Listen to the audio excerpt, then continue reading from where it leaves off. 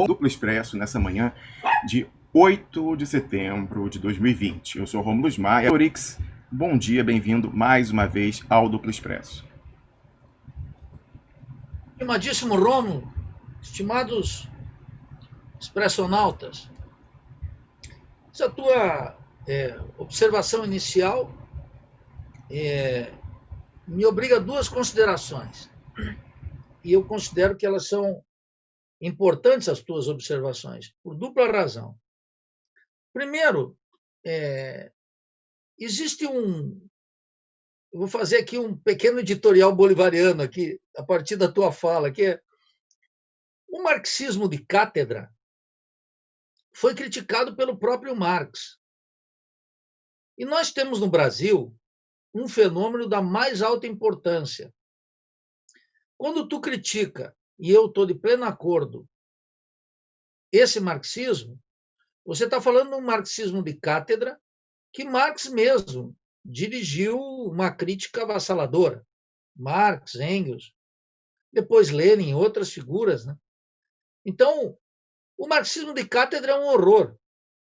Agora, ele navega com alguma desinibição, Rômulo, porque os partidos, os sindicatos, não produzem mais teoria e sequer têm os intelectuais orgânicos.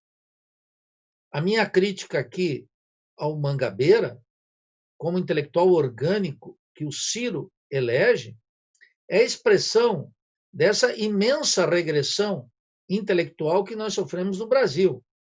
O PDT já teve inúmeros intelectuais orgânicos, não uma ave de arribação, que é a figura do Mangabeira.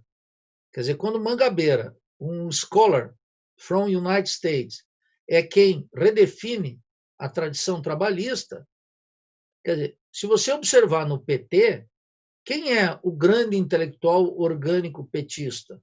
Não é que não tenham lá figuras que estão na peleia, que até se orientam, em alguma medida, pelo marxismo, mas todos esses partidos que fazem, inclusive o PSOL, o meu partido, eles importam da academia algumas tradição trabalhista e repetem alguns bordões. Se você observar que aprenderam na semana passada em algum seminário universitário.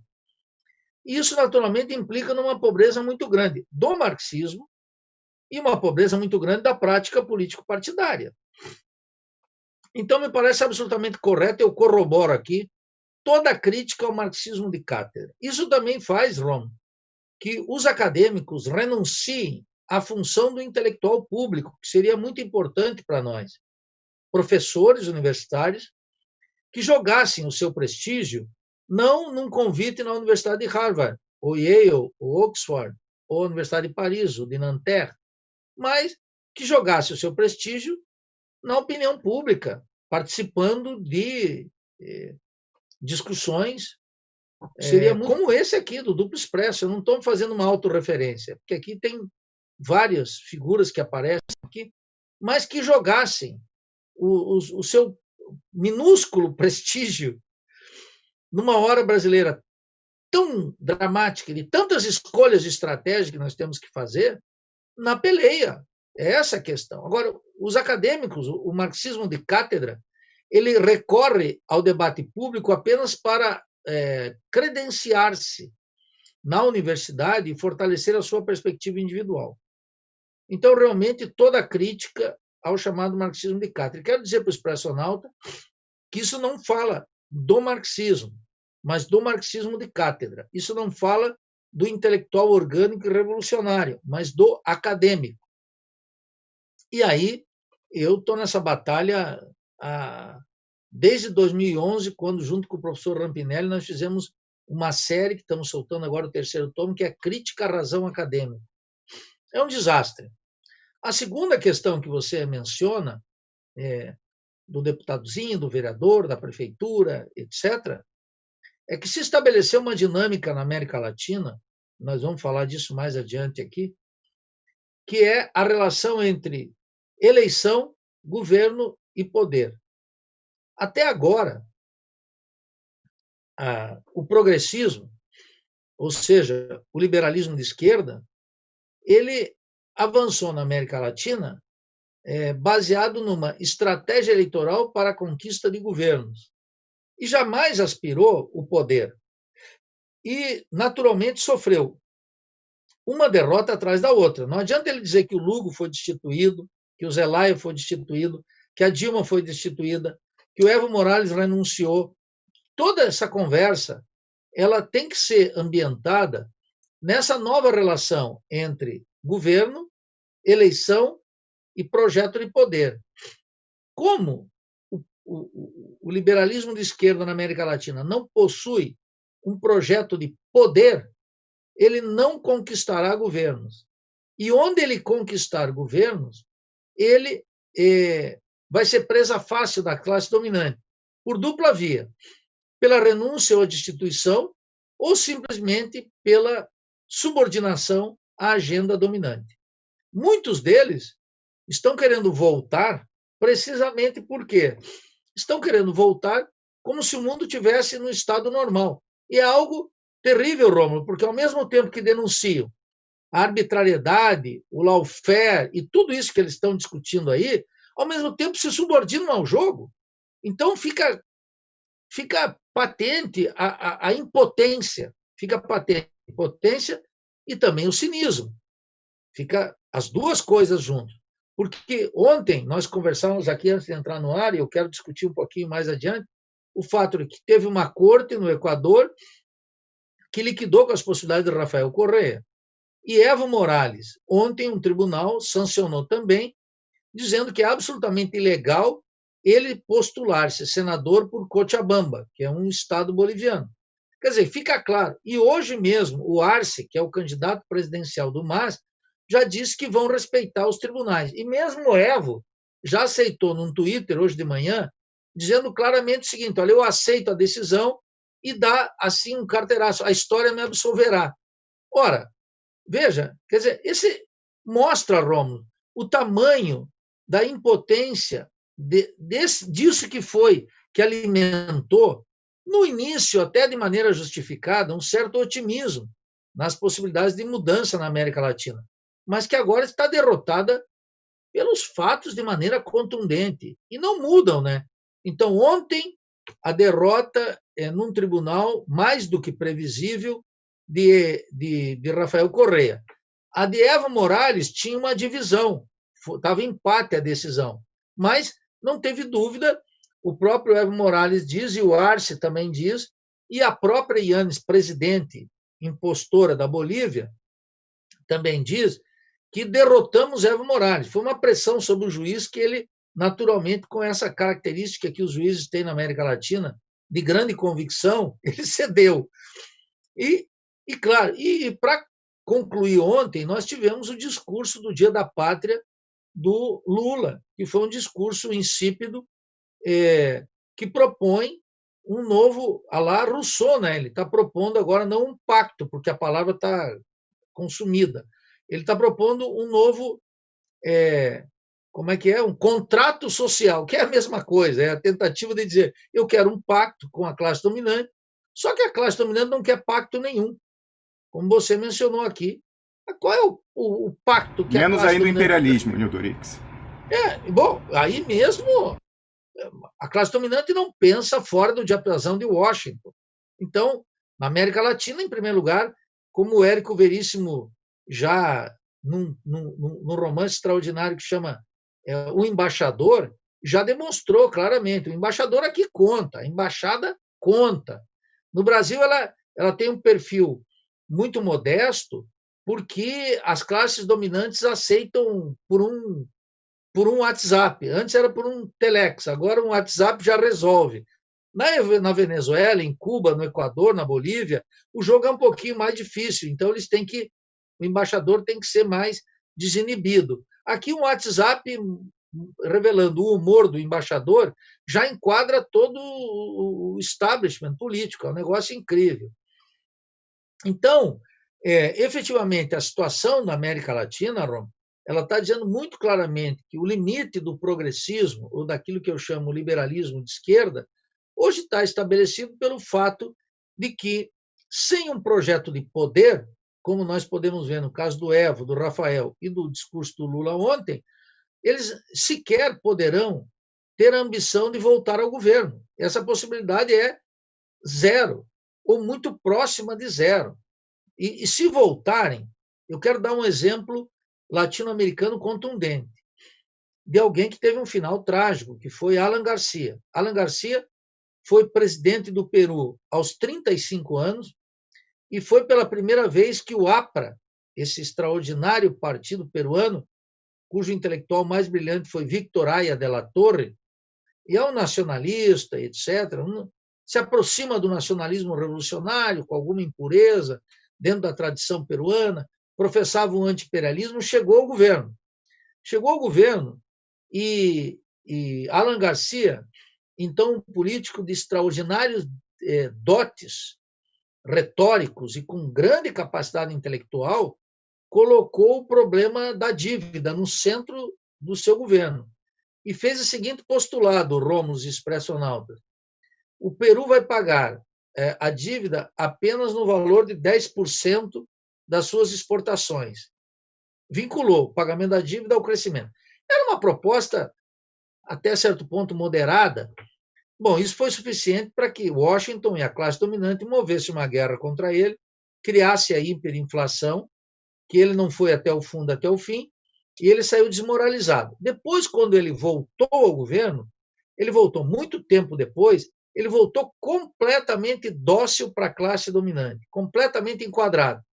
E, finalmente, serviu a classe dominante colocou ele em tal situação pessoal que o levou ao suicídio, precisamente nos escândalos da Odebrecht. Veja, quando eu postulo aqui que um político na América Latina está diante de duas escolhas: a glória ou a morte heróica, a glória ou o cemitério. Alguns acham que isso é algo artificial ou algo literário. Não. A experiência histórica da América Latina, e a brasileira, inclusive, cuja expressão máxima é o suicídio de Getúlio Vargas e a Carta Testamento, mostra claramente que, e mais, dia 11 de setembro, nós vamos comemorar na América Latina comemoração não é festejo, vou dizer aqui, comemorar é recordar o golpe de Pinochet contra Salvador Allende e o suicídio de Salvador Allende em La Moneda, que é precisamente um suicídio distinto de Alan Garcia e distinto de Getúlio Vargas. Veja que são suicídios distintos, mas todos eles, por razões distintas, em circunstâncias diferentes. Alan Garcia nem uma carta deixa. Vargas deixa a carta testamento. E Salvador Allende deixa o gesto heróico: vocês terão que me matar. E Pinochet ainda deu para ele, vamos recordar, para esse grande médico, Salvador Allende, socialista, marxista, à sua maneira, dá para ele a possibilidade dele sair. E ele diz não. Ele diz: de jeito algum. Eu fico aqui, combate, La Moneda é bombardeado, e ele, no limite, ele não se entrega, se suicida, mas se suicida deixando um exemplo histórico de luta, de resistência, que Evo Morales não tem, e agora é desmoralizado pelos tribunais burgueses, sob comando de juízes dóceis à classe dominante. Nenhuma democracia pode, em última instância, confiar nos tribunais. O contrato social que Lula está propondo agora, que é uma metáfora assim longínqua de Jean-Jacques Rousseau, né? O contrato social, uma peça da ciência política burguesa, e meu amigo Luiz Vicente Vieira, que filósofo lá da Federal de Pernambuco, lamentavelmente faleceu ano passado, ele mostra como Rousseau negava os pressupostos liberais e tinha um certo radicalismo ali que daria para recuperar. Mas, de qualquer forma, o que nós estamos vendo é que dentro desse sistema político carcomido, apodrecido, que envolve o covil de ladrões, que são os congressos, envolve as cortes apodrecidas completamente, absolutamente vulneráveis a convites, dinheiro e pressão dos Estados Unidos, e, sobretudo, submissas, subservientes à classe dominante, conforma um sistema político que degradam, desde o estatuto presidencial com uma Yanes na Bolívia, com um Bolsonaro aqui, faz a classe dominante passar bastante bem, ela está aplicando todo o seu programa na integralidade, aprofundando a dependência, reproduzindo o subdesenvolvimento, endividando o Estado, ampliando, aprofundando a posição dos países latino-americanos numa divisão social do trabalho, internacional do trabalho, que é de mero exportador de produtos agrícolas e minerais, um raquitismo científico e tecnológico gigantesco, um colonialismo cultural sem precedentes, a indústria cultural comanda a imaginação da juventude, sem uma indústria cultural própria, países vulneráveis, sem política externa independente, sem nada. Então, de tal maneira que esse projeto do liberalismo de esquerda já naufragou, ele é impotente.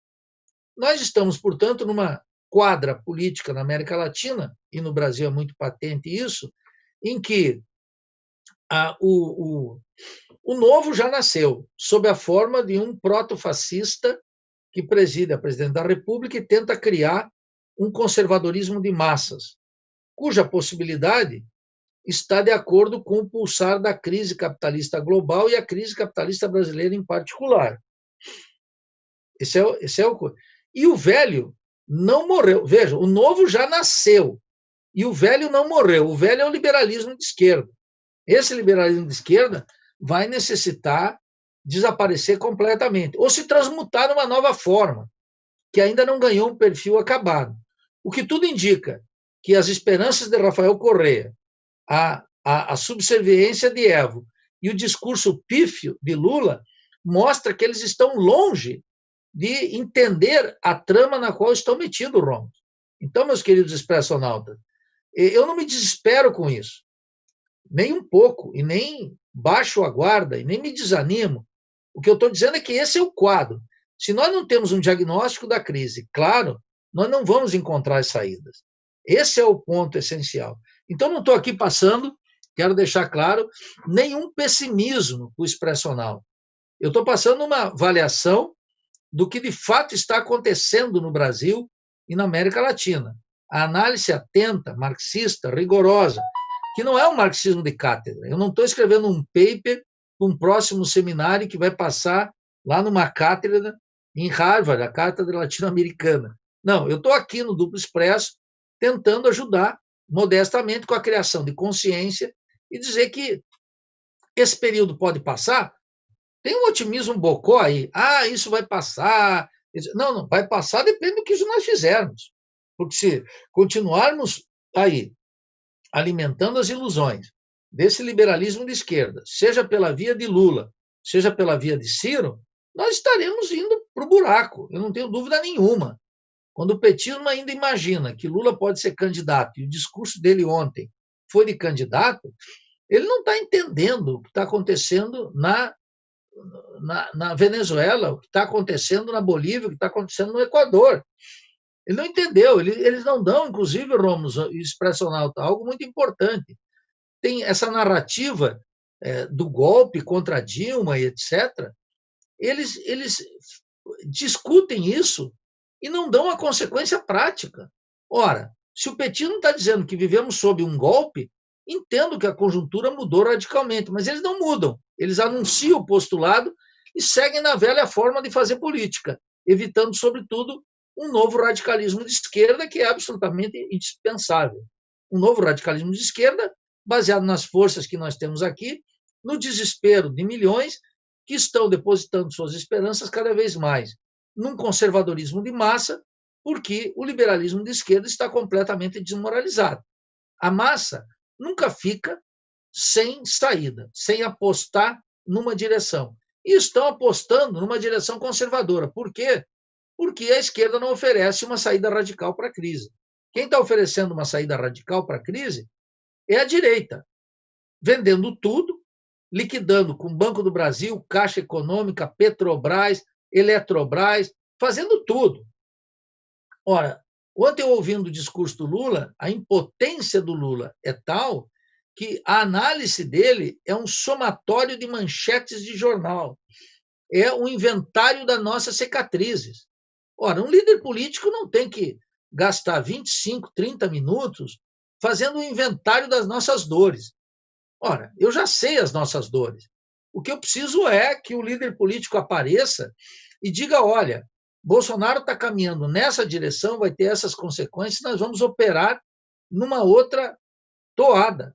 A partitura, um líder político tem que dar uma partitura orientando os sindicatos, orientando associações de moradores, orientando os acadêmicos e seu oportunismo, orientando o duplo expresso, orientando todo mundo. Um líder político tem que chegar aqui e dizer, olha, a crítica de vocês me interessa, ela é absolutamente indispensável, o Brasil precisa da crítica política, a crítica desapareceu entre nós, a crítica sumiu entre nós. E sem a crítica nós não vamos andar. Então nós, modestamente, eu aqui, todos os nossos camaradas, e muitos outros no Brasil, estamos postulando que o Brasil precisa de uma revolução brasileira. É um novo patamar da luta política. É deslocar essas energias que estão colocadas até agora em conquista de eleição. Nós não renunciamos à eleição, já disse aqui. Por exemplo, o que nós vamos dizer na eleição? Essa eleição é para conquistar governos. Governos para aspirar que tipo de poder? Então, nós estamos nos aproximando de 11 de setembro, no Chile. O Chile postulou lá em 70 e caiu em 73, quando ganhava as eleições, hein? O Salvador Allende ele foi ganhando eleições. Então, a tragédia de 73, a tragédia chilena, mostra que precisamente quando a esquerda avança eleitoralmente, a direita vem com o golpe. O Fidel Castro disse claramente para o Salvador Allende, arme o povo. Para quê? Para defender a democracia, para defender o sistema político. Salvador Allende não seguiu. E nós estamos hoje contando a história trágica do 11 de setembro. Aqui no Brasil, é o mesmo problema. Qual é o nosso problema? O nosso problema é que, para a defesa da democracia, nós vamos ter que armar o povo, primeiro, da crítica. Sem a crítica, e eu vejo que tem os partidos políticos, os parlamentares, os candidatinhos, esse político medíocre, esse político hábil na reprodução do mandato parlamentar, seja de vereador, de deputado estadual, de federal, de senador, todos eles que querem manter e divulgar esse cretinismo parlamentar, a primeira coisa que eles fazem é interditar a crítica. Nós temos que deixar a crítica correr. O Brasil precisa da crítica. A crítica foi abolida entre nós. Nós precisamos valorizar a crítica. Quando o mundo acadêmico está fechado sobre ele próprio, quando os partidos políticos não produzem teoria, quando os sindicatos estão num ostracismo e num eclipse total, nós temos que restaurar a crítica entre nós. Ou a crítica virá de quem? Da novela das 8 da Globo? Da oposição que o Jornal Nacional faz ao Bolsonaro na questão da pandemia? Claro que não. A crítica na Globo está confinada. Virá de onde? Do pluralismo da CNN, que dá a visão da direita e a visão do liberalismo de esquerda? É claro, a crítica virá dos hereges. Aqui do DE. Aqui do DE. Virá aqui, e como outros que estão por aí. Virá do Faixa Livre, que eu participo lá no Rio de Janeiro também. Vem disso, daqueles em que os hereges podem falar. Aquilo que a dor da gente não coloca no jornal. Então, essa elaboração teórica, eu queria dizer para o Expressional aqui, não me desespera no mais mínimo, a hora é muito preocupante. Mas nós temos que ver que não existem situações sem saídas. Nós vamos encontrar uma saída. Haveremos de encontrar uma saída. Agora, isso depende da qualidade da crítica, do diagnóstico que nós temos que fazer de maneira incessante. Não tem um postulado, Ramos, queria concluir agora com isso. Tem um postulado anarquista que eu aprendi com Noam Chomsky e me parece muito útil. Toda autoridade tem que se explicar. Então o sujeito vem, o ministro do Supremo começa a falar, eu digo, você começa a se explicar, meu filho. Vem o deputado e o senador com aquela empáfia do político burguês, você já começa, tu não vem dar uma autoridade aqui. Vem o presidente do partido, comece, vem o jornalista famoso, comece se explicando, meu filho. Tu não pensa que tu vem aqui cantar de galo como se tivesse dono do terreiro. Para aí, começa a se explicar e vai dando as razões. E eu acho que isso é um postulado saudável para a política agora. Temos que profanar tudo que é sagrado. porque tudo que era sólido se desmanchou no ar. Agora falta desmanchar essa trama burguesa. Ela também vai para o buraco, mas depende do que a gente vai fazer. Perfeito, Nildorix. Olha só, não podia concordar mais com as colocações que você faz aqui nessa manhã. Eu queria pedir a atenção do Expresso para a gente conseguir aumentar a nossa massa crítica. Precisamos dar um reforço. Então, eu já coloquei lá no nosso Telegram, que é o primeiro link da descrição, o descritivo do programa de hoje com os links relevantes, seja para transmissão no YouTube, seja para transmissão no Facebook, seja as demais plataformas que estão no site.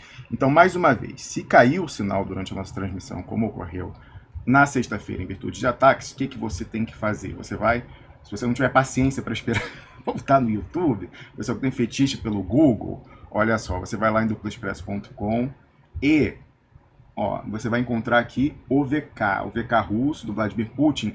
Foi o único que na sexta-feira não caiu. Foi lá até o final, do início ao fim, a transmissão. É verdade, a gente ficou uns 2 minutos aí fora do ar, mas ele emenda um no outro e você sequer precisa procurar um novo link. Então vamos combinar assim, se acontecer algum problema na transmissão de hoje, você vai ao nosso site, restabelecido depois do ataque pesado, hacker que a gente sofreu na quinta-feira, na parte da tarde, e, enfim, melhoramos a segurança. Mas é um jogo, Nildo, esse com o pessoal aí de gato e rato. Eu, inclusive, tenho a convicção, e as pessoas com quem eu conversei aí de TI falaram isso também, que é o seguinte: a vulnerabilidade que foi explorada na quinta-feira para derrubar o nosso site, ela já era descoberta. As pessoas não entraram na quarta-feira, quando eu publiquei às 6 da manhã de Brasília, o artigo questionando o Luiz Roberto Barroso, né, sobre os furos na explicação que ele deu. Eles não falaram assim, olha aí esse artigo que tende a viralizar, vamos procurar alguma brecha. Não. Assim como aconteceu em fevereiro, quando eu consegui a lista velha, decrépita das CC5, mas estranhamente, mesmo velha e decrépita, nunca antes publicada, e daí, né, o caráter mais escandaloso ainda, num grande pacto, inclusive, com a suposta imprensa, supostos jornalistas que operaram, né, possivelmente, essa lista e o seu silêncio, né, para nomes que estavam ali, por exemplo. Cadê a grande matéria relatando que os irmãos Marinho e a Rede Globo, segundo aqueles documentos, remeteram o equivalente em valores atuais, a 33 bilhões de reais? Cadê essa grande matéria do início dos anos 2000 questionando isso? Não existiu, né? Não se falou na Rede Globo, não se falou dos irmãos Safra, foi pensado um ou outro, né? O famoso limited hangout. Então, naquele momento em que a gente cruzou a suposta explicação dada pelo Luiz Roberto Barroso, que falou, eu passei nos Estados Unidos várias vezes na minha vida para estudar, trabalhar e tal, então é nessa chave, nunca fui correntista do Banestado. Peraí. 99,9% das pessoas que remeteram dinheiro ilegalmente, usando o esquema da CC5, nunca foi correntista do Banestado. Segundo lugar, a gente fez aquilo que o jornalista deveria ter feito, Nildorix. Ele deu o relato de que aquilo dali se devia a estadias para estudo ou trabalho nos Estados Unidos. Bora olhar o currículo Lattes do sujeito. Você tem lá nas colocações profissionais, ele que é um professor, né, e tal, sempre tem que atualizar o Lattes. A gente foi lá olhar. A única estadia nos Estados Unidos no período da remessa de o equivalente hoje, só corrigindo pela inflação do dólar, sem juros, 2,5 milhões de dólares, foi uma estadia de 5 dias, uma semana em Harvard, em 1999, para um cursinho desse de formação continuada, né, educação continuada de advogados. E o custo, eu fui olhar, hoje em dia, desse mesmo curso, é 5 mil dólares, não 5 milhões de dólares, 5 mil. Então, não justifica de forma nenhuma essa remessa. Era o mínimo que o jornalista deveria fazer. Não foi feito, né? Até a gente ficou curioso para saber o que levou jornalistas a fazerem, a publicarem press release, né? Foram atrás da assessoria, já vem cá, né? Vamos fazer uma coisa aí bacana para tentar desmontar esse pessoal aí do Duplo Expresso, a cobertura. Aí conseguiram isso, a gente vai, não, mas peraí, não, nesse período não tem.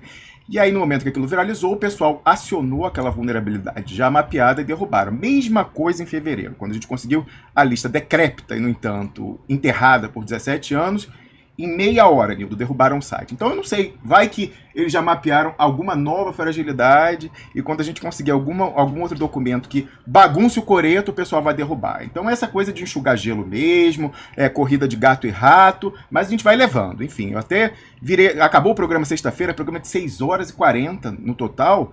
Eu fiquei mais 6, 8 horas aqui até conseguir colocar o site de volta no ar, e depois que eu coloquei no ar, reconfigurando e tal. Então, o trabalho que a gente faz incomoda, dá trabalho, inclusive, porque por questões de segurança a gente é obrigado a limitar ao máximo quem tem as credenciais para mexer no site, para mexer nas questões de segurança, etc e tal. Mas a gente continua.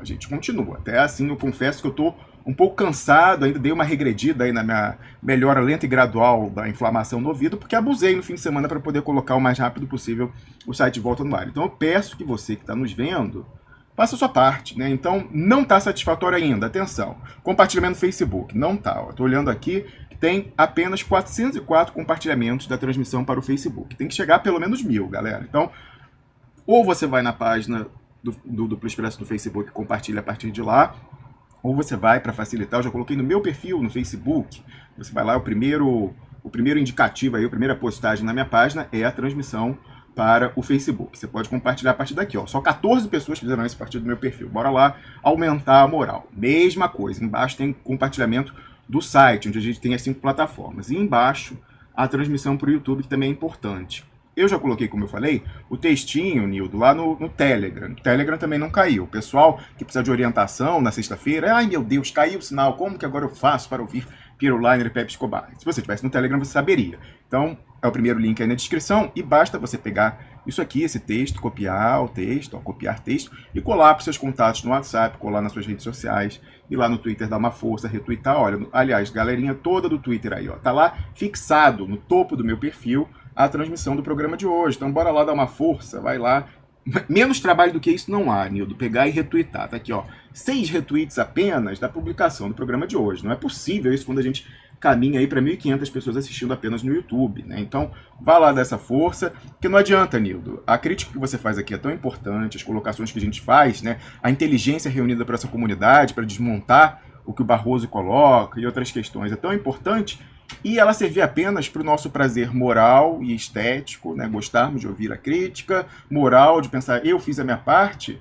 Mas vamos potencializar. Se a gente está na chuva para se molhar, pelo menos que a gente provoque o maior dano possível no adversário. Então, o que é colocado aqui tem que se tornar incontornável, tem que pautar, como pautou na questão do banestado, né? O senador Roberto Requião esteve aqui na semana passada e eu fiquei assim muito contente quando ele falou o seguinte, olha, se esse assunto do banestado voltou à pauta e, nas palavras do Requião, está sacudindo o Brasil, é graças ao trabalho que vocês fazem aqui. Então uns falam, ai, é sensacionalismo, ai, apela, ai, pressiona nas redes e tal. Mas né, é esse método que pautou o assunto que estava enterrado por 17 anos. E nós vamos continuar fazendo a nossa parte, mas a gente precisa do engajamento. Tudo está contra a gente. Né? A associação A Bizarrice parou. Mas a gente não é promovido por YouTube. Você entra e você vê uns assim, né, que, supostamente de ruptura, o YouTube sugerindo e tal, etc e tal. Aqui é onde o pessoal ataca. Então, o mínimo que você faz, para além de ouvir a mensagem, é fazer ela ecoar, tá certo? Então, fazendo esse pedido especial, dei o tempo aí para você fazer o compartilhamento tanto do Facebook como do YouTube, eu passo a palavra mais uma vez para Nildo Orix. Nildo, eu queria voltar ao tema do pronunciamento do Lula. Eu também prestei atenção ontem e eu vi muitas pessoas da rede do Duplo Expresso, sobretudo pessoas com afinidade histórica com o PT e eleitores do Lula, como eu mesmo sou, né? Sempre votei no PT minha vida inteira em eleição majoritária e no próprio Lula, inclusive em 2002, quando eu sabia que ele já estava eleito no segundo turno, eu fiquei com lágrima nos olhos quando eu fui lá botar o 13, confirme e tal, falei, agora vai e tal. Gostaram, se sentiram assim, coração acalentado para aquela fala dele, trouxe memória, né, de tempos bons, que eu não sei se é tempo bom, que não volta nunca mais. Eu não sei se não volta nunca mais ou não. Enfim, o futuro a Deus pertence, mas que é improvável, é.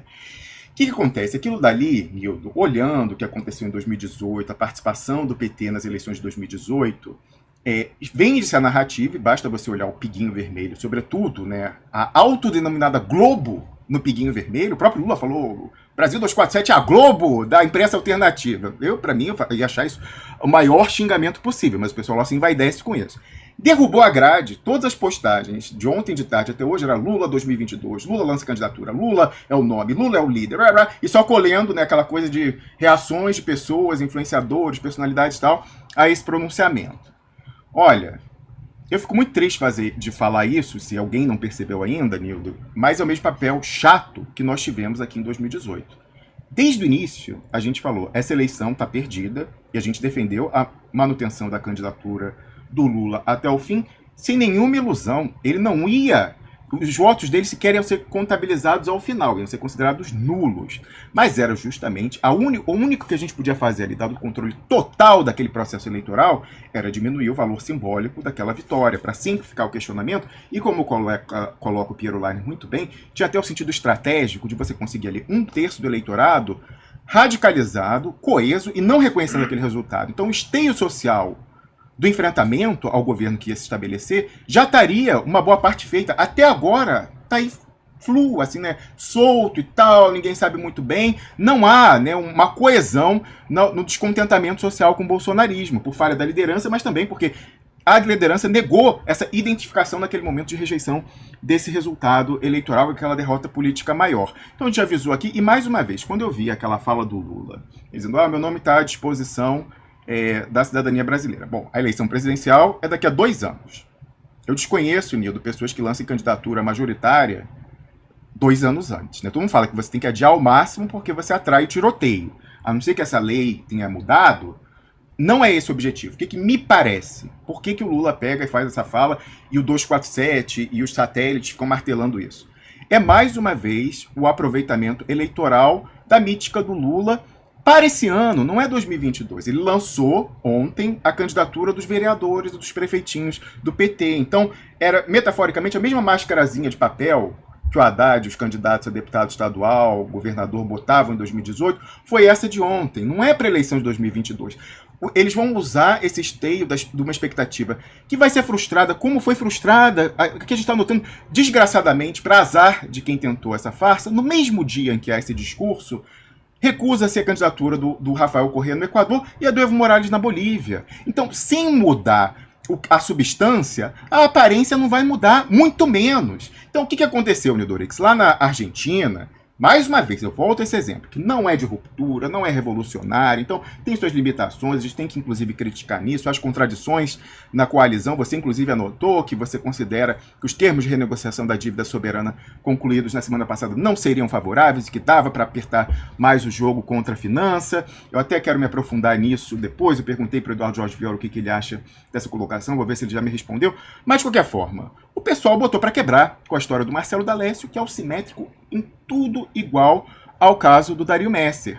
Aqui, nada faz crer que esteja sendo feito isso. A gente viu que a tônica, né, e o 247 serve para a gente ver qual é a linha dada para o militante médio do PT, é essa história de colocar todas as esperanças no julgamento do habeas corpus, do Lula, no STF, da suspeição e tal.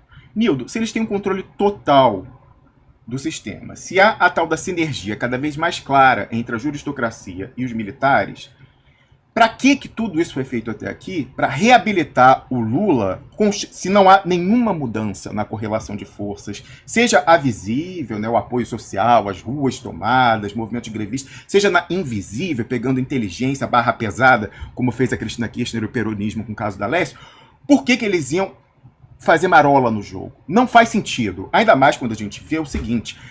Vamos tomar pelo valor de face, Nildo, a fala do Lula ontem. Nós somos a favor do multilateralismo e denunciou a submissão total a Washington. É tão importante o que ocorre na América do Sul e no Brasil, inclusive com esse financiamento da receita do tráfico de drogas e armas na Tríplice Fronteira, que não vai ser dado ao eleitor brasileiro dizer, não, a gente vai dar agora uma guinada no transatlântico, não queremos mais essa subordinação e as riquezas nacionais do Brasil, as naturais e o sangue da superexploração, deixar de amortecer a queda lá no imperialismo, com a emissão lá sem lastro de dólares, e ainda tirar o financiamento, ou boa parte dele, desse mecanismo barra pesada da extrema-direita israelense e o seu esquema em Washington, D.C. Não faz sentido. Então, nada leva a crer que o Lula esteja fazendo o jogo subterrâneo barra pesada que tem que ser feito, como os não revolucionários, conciliadores, peronistas fizeram na Argentina.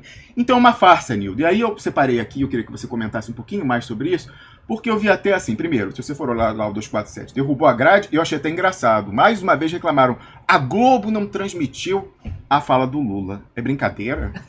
Não, é brincadeira. Sério, a matéria de destaque nessa manhã era Rede Globo não transmite. Ah, tá aqui, ó, vou botar na tela. Não é exagero meu, veja aqui. A matéria com destaque máximo lá no 71 é Globo ignora discurso histórico de Lula no 7 de setembro. Sem comentários. Mas o comentário que eu queria trazer, Nildo, assim, o Flávio Dino, governador do Maranhão, que nutre ambições, né, se candidatar em 2022, e 22, o que quer que isso queira dizer, para o que quer que valha uma candidatura nesse marco atual. E ele fala, ó, Flávio Dino diz que a candidatura de Lula à presidência seria o melhor caminho. Você falava aí de cinismo, Nildo Orix. O Flávio Dino foi a mesma pessoa, ele que foi parlamentar e ele que relatou, ou foi um dos autores da lei da ficha limpa, foi a mesma pessoa que garantiu que o Lula seria candidato em 2018, interessadamente. Eles alimentam essa expectativa já contando com a frustração, mas para usar uma carcaça eleitoral, né, que tem um piso baixo, um piso alto, perdão. Aí tá aqui, ó, mais uma vez, né? Como pode isso? Ele mudou a correlação de forças no Dorix, mudou a composição do judiciário, do justiça eleitoral. Daqui, ó, 25 de janeiro de 2018. Nosso mal é ter memória. Flávio Dino diz que brecha na ficha limpa ajuda Lula a recorrer. O governador do Maranhão afirmou que o julgamento do TRF4 foi claramente politizado. E aqui, várias vezes, ele fez pronunciamentos dizendo, não, o justiça eleitoral é uma coisa, e eu que relatei sei que há essa brecha na lei, uma cláusula que permite que ele concorra e tal. Aí você veja, o mesmo Flávio Dino, depois de uma entrevista para a Folha de São Paulo, um pouco depois, falando, não, a candidatura do Lula não vai dar, insistir é um derrotismo, ó, insistir em candidatura de ex-presidente é derrotismo. Segundo Flávio Dino. Como é que a pessoa... tá cortado aqui, ó. Como é que a pessoa que 2 meses antes estava falando que ele relatou a brecha, que ia permitir a candidatura, 2 meses depois de que insistir na candidatura do Lula era derrotismo, e agora faz uma guinada fantástica e fala que, não, o Lula é o melhor nome e tal. É tudo um cinismo. Eles jogam com alguma ilusão, em algum sentido, do militante médico que tem essa saudade e quer voltar para o útero da mãe, quer voltar para 2010, para o Cristo Redentor decolando, né, daquela época lá da Economist, e jogam com isso para chegar na hora H, pegadinha do malandro. Era para lançar o Haddad, pegadinha do malandro, era para eleger vereador. Então, Nildo, é muito importante, eu fiquei triste ontem vendo isso. Por mais que aquilo ali me lembrasse um momento, vendo o Lula falar muito melhor da nossa história, sem sombra de dúvida, mas eu não tenho mais tolerância para farsa, Nildo. A gente está muito perto do buraco e da irreversibilidade da queda no buraco para ficar com esse tipo de farsa de lado a lado. Seja o Barroso com os generais, seja esse pessoal que sabe que, a continuar as coisas do jeito que estão, eles no máximo postulam assim, um MDB da ditadura, que vai dizer só assim, senhor, encastelado na oposição parlamentar, deixando o povo e as riquezas nacionais serem sangradas. Então, não dá mais, Nildo, a coisa é muito séria. E, enfim, a gente vai continuar trazendo essa mensagem aqui por mais dura que ela seja. Eu vi como pessoas que nos acompanham ficaram um pouco animadas, assim, essa conversa do Lula, aumento moral da oposição e tal, mas sem alimentar a ilusão. Ninguém mais acredita, quem está informado, quem entende essa dinâmica do judiciário com os generais, né, esse deep state tabajara que está se constituindo, ninguém mais acredita que o Lula vai ser, mantidas as condições atuais, sem ele pegar os documentos do Odebrecht, sem pegar Dario Messer nos documentos que estão no Senado, supostamente, nada disso tende a mudar e 2022 vai repetir 2018, com candidaturas da oposição, e não há por que ter apenas uma, pode ser Ciro, Haddad e tal, não Lula, não vai ser o Lula, apenas legitimando a derrota, como foi em 2018, Nildo Orix. Bem, Romulo, você fez uma crônica aqui que implica no seguinte, vamos ver 3 pontos do discurso do Lula ontem. 3 pontos. Eu quero falar para aqueles que já aqui no Expresso Nautas, o Expresso Nauta que acredita no Lula. Eu quero falar para essa gente, para esse povo, para esses camaradas. Eu não tenho nenhum preconceito, porque é parte da discussão. E tem íntima relação com esse relato que você fez agora. Então, quero mencionar 3 pontos do discurso do Lula. Para ver o seguinte, o Lula voltou, qual Lula voltou? Que é isso que ele precisa ver. Análise fria da realidade. O Lula está propondo um novo contrato social, a expressão é dele, não é minha. O que ele teria que fazer? Um novo contrato social supõe um acordo na sociedade. Então ele tem que dizer, os banqueiros querem, os latifundiários querem, os grandes comerciantes querem, a embaixada de Washington aceita, os banqueiros topam, os tribunais no Brasil topariam isso, o monopólio midiático aceitaria.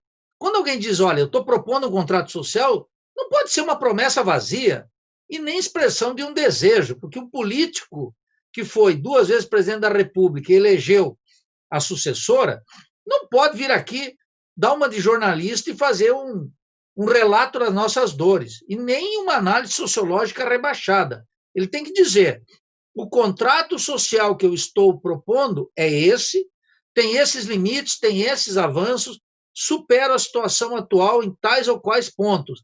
Zero análise, nada. Lula não propôs nada.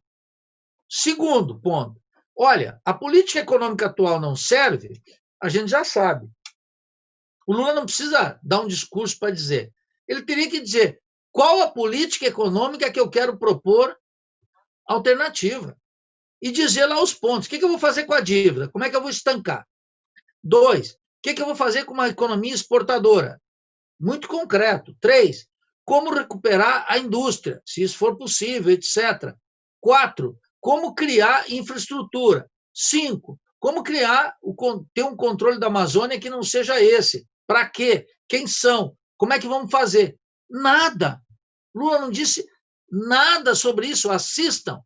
Aquele lulista aqui, que está dizendo que ainda acredita no Lula, tem que parar para ouvir. E terceiro, mais importante, Romulo, o Lula convocou o povo, deu um protagonismo para o povo no discurso dele? Não. Vou dar um exemplo. Nós estamos assistindo uma gigantesca greve dos Correios. Uma grande greve. Uma greve com alto grau de adesão, com boicote da mídia, com a violência do governo. Ontem era a hora de o Lula não falar do sindicalismo em abstrato, mas dizer o seguinte: a greve dos Correios, que está acontecendo nesse momento. Olha, os Correios, os trabalhadores do Correio votaram massivamente no Bolsonaro. Isso eu sei, porque eu tenho contato com os sindicalistas. Votaram radicalmente no Bolsonaro, massivamente no Bolsonaro, porque eles estavam com o petismo e com a Dilma até o pescoço, eles não podiam mais ouvir. Promessas incumpridas, o desastre com o Temer e tudo. Agora, eles estão em rebeldia contra o Bolsonaro e, mais do que isso, estão em greve. Ontem era a hora de o Lula dizer o seguinte: na minha estratégia de contrato social, o povo precisa fazer algumas coisas. Nenhuma ação. Nada, Rômulo. O Lula não disse: apoiem a greve dos carteiros, dos Correios, das entregas. O Lula não disse: sindicalistas do ABC, façam uma passeata. O Lula não disse: a greve dos APP. Nada. O Lula foge dos temas polêmicos que o afastam da classe dominante. Essa que é a questão. O Lula está vendendo as mesmíssimas ilusões. Então, veja, tanto ele quanto o Ciro. Acaso o Ciro fala dos conflitos concretos? Está tendo uma greve. Não é uma greve concreta, greve nacional. Greve do setor público, quando o Paulo Guedes faz uma reforma contra o setor público para acabar com todas as nossas possibilidades, para acabar com a estabilidade no emprego, por exemplo, que vai tornar o ambiente ainda mais alheio à crítica, porque o sujeito que não tem estabilidade de emprego, ele fica mais vulnerável. Eu não acho que só a estabilidade garante, porque a estabilidade de emprego que nós temos hoje na universidade não faz com que os acadêmicos tenham 2 moléculas de coragem, percebe? Então, essa que é a grande questão. O Lula ontem, aqueles que acham que o Lula que é muito fácil para mim, aqui da cadeira, falar, o Lula, ontem quando eu assisti, tinha 200 mil visualizações, quer dizer, era muito pouco. De qualquer forma, o Lula que fala para as maiorias tinha que dizer para aquele cara que acredita nele, o expressionauta aqui que acredita nele, escuta, qual é teu papel nesse jogo? Então eu quero que o expressionauta que acredita no Lula pense o seguinte: o Lula te convocou ontem para que tarefa nesse contrato social? Nenhuma. Ele está dizendo para você: espere eu ser candidato em 2022. Ele está dizendo para você: fique sentado na tua cadeira. Só se levante para votar em mim. Ele tem a ilusão de que ele será candidato. Tem a ilusão. Eu compartilho com você, Rom. Zero chance. Zero chance. Se ele for candidato, ele repete uma tragédia. Mas ele não será candidato, como mostra o caso do Equador, da Bolívia, o caso de Honduras. Todos os casos. Todos os casos. Temos um novo cenário da América Latina. Então, esse é aquele que é um lulista, que ainda acredita no Lula, ele deveria dizer assim: pensa, o Lula ontem te tirou da cadeira, o Lula te convocou para algum sindicato, te convocou para alguma greve, te convocou para ir para o partido. Veja, quando tu fala aqui do 247, me chamou a atenção uma coisa muito importante, Romo. É que é o seguinte: o 247 está tendo mais importância que o Diretório Nacional do PT. Significa que o diretório, que o partido, tem menos alcance de que um canal alternativo lá, pago pelo petismo, sei lá quais são as rendas dele. Então, qual é o problema? Esse é o ponto. Quer dizer, o partido não tem capacidade de convocatória. E ontem, o que o Lula fez?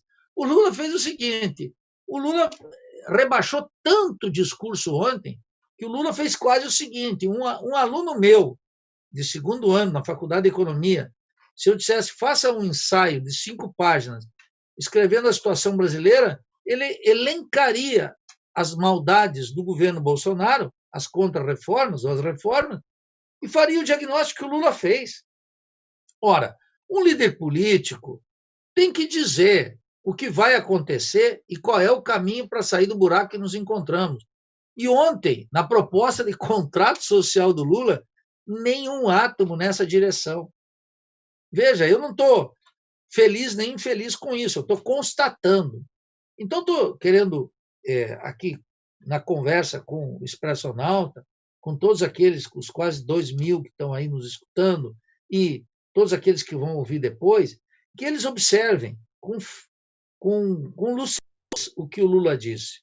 Não adianta que o Lula vá lá confirmar que o Bolsonaro é um absurdo, que está entregando a soberania, que vai vender a Eletrobras. Isso a gente já sabe. Um líder político tem que dizer aquilo que a gente não sabe. Um líder político tem que indicar o caminho que a gente não vê. Um líder político tem que arriscar, dar uma proposta para nós e se implicar nela. O líder político tem que dizer: eu não só estou junto, eu estou encabeçando a mudança. Mas não é uma mudança no terreno eleitoral.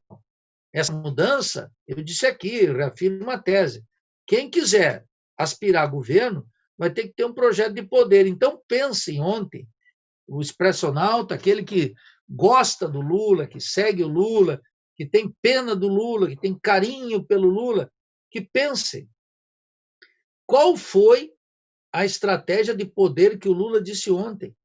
Zero. Nada. O Lula corre disso como o diabo corre da cruz. O Lula não quer saber de poder e de poder ao povo. O Lula quer saber de voltar ao governo. E o PT quer saber de voltar ao governo. E aí você diz bem, Ron. Eu discordo, Nildo. Eu acho que eles querem saber de voltar ao governo em 2030, não agora. Isso, Nildo, eles confessaram, inclusive, os articuladores, quando o José Dirceu falou isso, Brasília. o José Dirceu falou: olha, essa coisa do antipetismo aí é majoritário na sociedade, é um dado da realidade, e isso só se vende no médio e longo prazo. Então, nos próximos 6, 10 anos vai ser isso aí mesmo, mas a gente volta porque o sofrimento vai fazer o pessoal, né, criar consciência de classe. Grosso modo, resumindo, fazer uma paráfrase aí, o que você extrai da entrevista que ele deu a Mônica Bergamo nas vésperas dele ser preso mais uma vez em 2018. Então, é uma coisa que é falada, Isabel. Inclusive o Elias Jabbour, que é membro do Comitê Central do PCdoB, um partido aliado histórico do petismo e tal, ele falou isso mais ou menos, aí, quando vem aqui as participações critica, que é isso, que o PT é mais importante para quem dá as cartas um dia no PT manter a hegemonia na esquerda e não permitir que nada alternativo surja. Eu não vou entrar no mérito se é bom ou é ruim, não vejo nada alternativo que seja melhor até aqui do que está colocado, mas, assim, sabendo que esse caminho, da forma que está colocado e que está em linha com o discurso que o Lula fez ontem, e o discurso, Nildo, eu vou discordar com você, eu achei o discurso razoável, o problema é que a ação não bate com isso. Então ele fez a anotação da questão da atuação dos Estados Unidos no golpe e tal, mas cadê ele pegar a munição pesada contra o imperialismo? Cadê falar de Dario Messer, pautar Dario Messer, pegar o envolvimento como a Cristina Kirchner fez na Argentina, os peronistas de uma forma geral? O Vior sempre me corrige. Ele fala: não foi a Cristina sozinha, ele era grande articulador, mas foi o peronismo de uma forma geral que se juntou e pegou essa munição pesada de inteligência. Então tudo bem, o peronismo com a Cristina Kirchner, cadê? Então, o discurso até eu considero bacaninha, divirjo de você nesse ponto, achei razoável.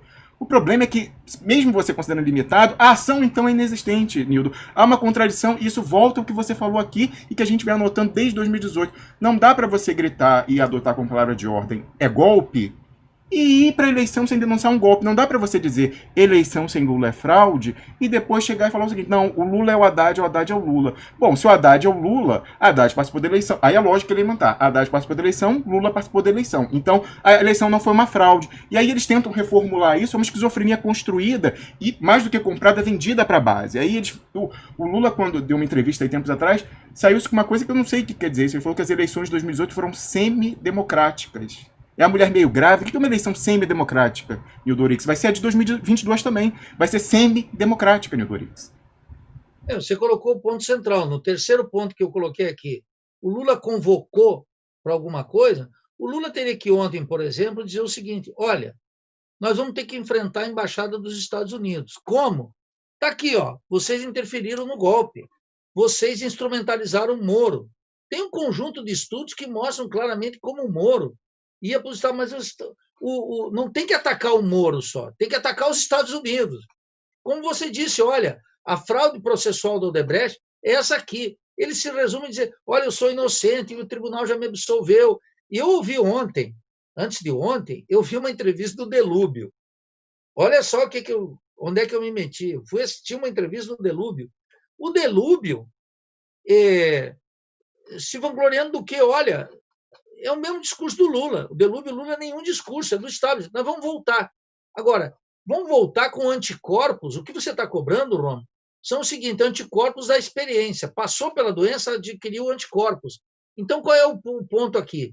O ponto é que o Lula está disposto a enfrentar, inclusive o seu próprio processo, não está, você está rouco de gritar aqui. Então, aqueles que ficam ainda apostando no Lula não entendem isso. E no outro lado, o que tem? Do outro lado, tem um Bolsonaro. Quem é Bolsonaro? Bolsonaro tem uma estratégia de governo e tem uma estratégia de poder. Qual é a estratégia de poder? É o que você chama aqui de fechamento do regime, e eu digo uma modalidade especial de Estado policial. Por que ele não está tocando o terror nessa direção? Porque agora não precisa. Porque quem é que ameaça os planos dele? Ele tem maioria no Congresso para passar todas e cada uma das reformas naquele covil de ladrões. Ele tem a conveniência dos tribunais, que, no essencial, está dentro de uma proposta ultraliberal, com Barroso, Walendowski, toda essa gente, Marco Aurélio, que se imaginar. Esse tribunal apoia as privatizações, pô, então não tem problema nenhum. Que tem uma contradição aqui sobre o aborto, sobre o casamento homoafetivo, isso aí tudo bem, isso aí pode ter. Não pode ter nas questões essenciais. Então, o tribunal foi lá e disse, pode privatizar, quer dizer, pode estrangeirizar a economia. Daqui um pouco vai entrar a questão, Rom, de se pode vender terras aos estrangeiros. E o que o tribunal vai dizer? Que pode. Tu acha que o tribunal vai enfrentar a Confederação Nacional da Agricultura? Não pode, pois não vão fazer isso. Então, está tudo dominado dentro do jogo. Um político de estatura, de oposição, tem que entender essa trama e enfrentar Bolsonaro naquilo que o Bolsonaro tem de mais nocivo. Não fazendo um levantamento jornalístico dos nossos problemas, mas tocando fundo numa estratégia alternativa. Então, esse contrato social teria que dizer, o contrato social são com essas forças, a política econômica tem que mudar aqui, nós vamos fazer uma auditoria da dívida, nós vamos estatizar os bancos, nós vamos fazer o controle da conta de capitais, nós vamos impedir a transferência de valor, nós vamos nacionalizar alguns setores, nós vamos estatizar algumas empresas. Nada disso foi dado em termos de programa, Rom. O Lula não deu um ponto do programa ontem. No outro lado, tem o Bolsonaro dizendo o quê? Estado é corrupção, vamos vender, precisamos de capital externo, aumentar a produtividade, descer o pau nos trabalhadores, mudar reforma administrativa, reforma tributária, reforma fiscal, o tempo inteiro. Eles têm uma agenda contra nós, contra o povo, contra o país, contra a classe trabalhadora. E tem lá na frente a necessidade de um regime policial, de alguma modalidade. Eu digo sempre, o horizonte é a Colômbia. Bom, vai ser uma ditadura como 64? Não é mais necessário. E a oposição não incomoda. Se a oposição não incomoda, eles não têm resistência. Se não tem resistência, eles não precisam ir para o Estado policial. Eles tocam aqui, nessa podridão. E essa podridão, Romo, A massa não gosta dela. E o Bolsonaro ainda continua cumprindo a função de ser o sujeito que está contra o sistema, supostamente tentando melhorar a vida do povo, enquanto o povo está amargando uma taxa de desemprego gigantesca e a média salarial no Brasil hoje, segundo o presidente do Banco Central, é R$ 1.000, a média. E milhões, 50 milhões de famílias vivem até R$ 413. O auxílio emergencial estava acima disso, Romo. Então, os caras estão fazendo programas sociais mais relevantes do que aqueles que o Lula fez. Ganhou uma parte do proletariado que não tem nenhuma esperança. E os setores de classe média foram gravemente afetados pela moral pequeno-burguesa, essa moral que considerava Moro, até agora, o seu heróizinho. Essa gente se descolou para sempre do petismo. O proletariado, o grau de sindicalização no Brasil hoje, Rom, é 15%. Os sindicatos diminuíram o seu poder. Desde sempre estavam diminuindo, desde a época do Lula. Não tinham protagonismo nenhum. Então, o sindicalismo, a parte organizada, caiu, a classe média se antagonizou de maneira definitiva com Lula e o PT. Esses setores todos foram para a direita. Bolsonaro tem uma alternativa para eles, uma promessa, e o discurso do Lula não tocou nos pontos centrais para enfrentar o proto-fascista. E a mesma coisa eu digo para o Ciro. E agora, quando você diz conquistar governo, inclusive para grande parte do PT, do PDT, inclusive do PSOL, o que é? É conquistar mandatos de governadores, de prefeitos e governadores e vereadores. Quer dizer, não tem nem 2022. O que faltou ontem num discurso que o Lula não é mais capaz de dar? O que faltou, Ron? Faltou o seguinte: a direita tem um horizonte utópico. Ela diz para o degradado, para aquele que está nesse abismo social, que o empreendedorismo vai tirá-la desse buraco. O que nós dissemos? Nada. Então, nós temos que ter um horizonte utópico. Tem que ter uma proposta aqui. Bolsonaro diz, eu vou promover uma mudança radical aqui. Ele já capturou esse sentimento, essa ira social, essa revolta social, esse ressentimento social, que a crise está aumentando, Rômulo. Tem uma coisa aqui entre nós muito perigosa. A crise econômica, ela está potencializando uma ira social, uma iracúndia, um ressentimento social que não é capitalizado pela esquerda e, portanto, é capitalizado pela direita. O Bolsonaro não cresce nas pesquisas e não vai crescer nessas eleições, se tudo continuar como está até agora, porque tem a manipulação Steve Bannon. Não. Ele está crescendo porque a esquerda, o liberalismo de esquerda, não coloca uma alternativa. E vai continuar crescendo. Essa é a desgraça. E ele está ensaiando, eu estou dizendo aqui no Duplo Expresso, ele está ensaiando um conservadorismo de massa que tirou a base eleitoral e a capacidade de mobilização do que foi a esquerda brasileira um dia. Esse tempo, eu quero dizer muito claramente aqui, acabou. Então, o que nós estamos? Agora, nós estamos órfãos. Nós estamos sem alternativa? Não. Por isso que nós postulamos a Revolução Brasileira. É um novo patamar, um novo horizonte utópico. Uma utopia concreta, possível. Por quê? Porque dentro da ordem não dá mais para fazer mudanças. As mudanças dentro da ordem estão capitalizadas todos. Tribunal, covil de ladrões, mídia, todos do lado da proposta ultraliberal. Embaixada, Confederação Nacional da Agricultura, da Indústria, do Comércio, Febraban, Embaixada de Washington, todos, mídia, Congresso Nacional, covil de ladrões, tribunais, todos estão com essa proposta. Resta o quê? Não resta nada? Não. Resta algo fundamental. Aquilo que não se experimentou até agora, meus camaradas. Convocar o povo para uma grande mobilização nacional. Um líder capaz de dizer, aqui e agora, que a iracúndia tem vez, que agora nós temos que ter um programa. Então, ontem, no pronunciamento do Lula, nada sobre o sistema bancário, nada sobre estatizar os bancos, nada sobre fechar a conta de capitais, nada para limitar o latifúndio, nada para acabar com a monopolização da economia, nada para dizer acabem-se os superlucros. Não adianta denunciar que um pouquinho, uns riquinhos ficaram mais ricos agora. Isso está na manchete, isso está no site da Oxfam. A Oxfam, aquela organização revolucionária comunista, rebelde, ela está dizendo isso. Eu não preciso dizer isso. Eu tenho que dizer, um líder político tem que dizer aquilo que ninguém quer dizer, aquilo que soa impopular, aquilo que soa fora do establishment. O Bolsonaro faz isso todo o tempo. O pessoal não entendeu a dinâmica do Bolsonaro. Ele está todo o tempo contra a ordem. Para tornar uma ordem melhor? Não, para enterrar essa ordem. E todo o liberalismo de esquerda está tentando salvar os escombros dessa ordem. Essa ordem não tem mais... A classe dominante está dizendo, eu não quero mais essa ordem. E o liberalismo de esquerda está fazendo o quê? Está dizendo, não, nós temos que preservar aqui as conquistas. Que conquistas? Em que planeta esse povo se encontra? Então, o que está faltando hoje para nós é um programa. Por isso que eu digo, o programa tem algumas coisas fundamentais. Primeiro, uma política externa anti-imperialista, claramente definida. Não é só independente, anti-imperialista. 2, uma aliança estratégica não trololó com a América Latina, com o espaço estratégico da Pátria Grande.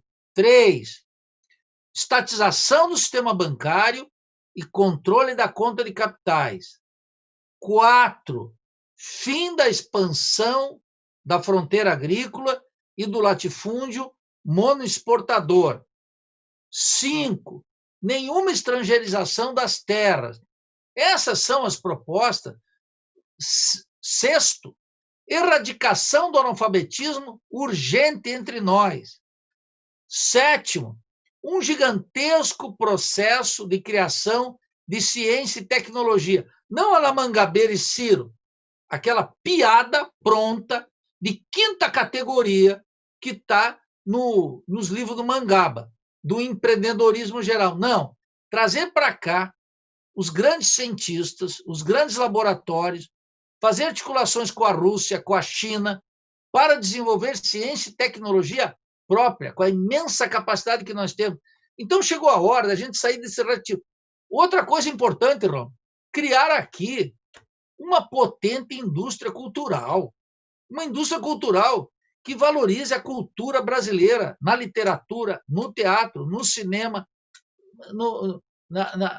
no vídeo, mas uma coisa gigantesca. Nas bibliotecas, uma potente indústria cultural editorial. Nós precisamos disso. É disso que nós precisamos. Então, não tem mais conversinha mole de colocar os pobres no orçamento, de ter uma independência. Isso é conversa mole. Agora tem que aterrissar o programa num programa de caráter anticapitalista, um programa de natureza revolucionária, que diga claramente como se faz. E para atacar o quê? Para atacar os problemas da realidade. O povo. Tem gente que diz, Nildo, isso é muito teórico. Eu visito sindicatos no Brasil inteiro, visito universidades, vou em tudo quanto é lugar. No Rio de Janeiro, em São Paulo, no Ceará, no Rio Grande do Sul, em tudo quanto é canto. Quando a gente discute isso, as pessoas mais simples e humildes entendem de maneira clara. Elas entendem e aceitam o novo radicalismo. O que elas não aguentam mais é a conversinha da indefinição. E nós temos uma função, Romo, muito importante, que é criar referências críticas. A sociedade brasileira elegeu o Bolsonaro porque estava destituída de referência crítica. E aí tem uma coisa fundamental. O exercício da crítica, ele é uma arma da revolução, ele é uma arma nossa. O WhatsApp venceu, o Steve Bannon venceu, porque aquele que recebia não só estava uma parte analfabeto funcional, como estava destituído de senso crítico, estava tomado pelo senso comum, que essas figuras que estavam por aí, Lula, Ciro, que teve todo o tempo aliado no petismo, todo o tempo, o Ciro só descolou na última eleição. Nunca armaram o povo de crítica. Então, eu gasto meu verbo aqui e aproveito esse espaço extraordinário para dizer, nós temos que instaurar o império da crítica entre nós. A crítica, inclusive, é a minha posição, a tua, a de todo mundo. Mas quando os partidos não produzem a crítica, quando os canais alternativos são apologéticos, quando há um monopólio da imprensa e quando a esquerda ou o liberalismo de esquerda renuncia à crítica, nós entregamos o monopólio da crítica, Ron, para a direita. E a direita orienta as massas, porque ela tem mais instrumentos daí.